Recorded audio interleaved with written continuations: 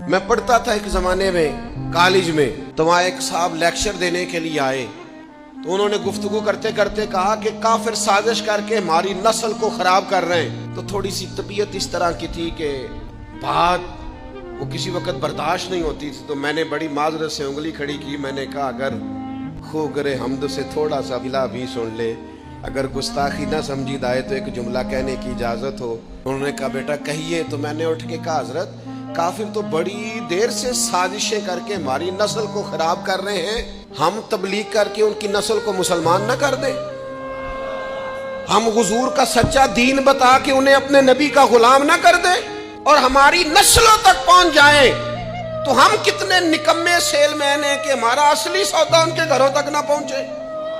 اور مسلمان تو جس گلی سے گزر جاتا تھا وہ کفر کے گھروں تک رسول پاک کے دین کی خوشبو پہنچا دیا کرتا تھا۔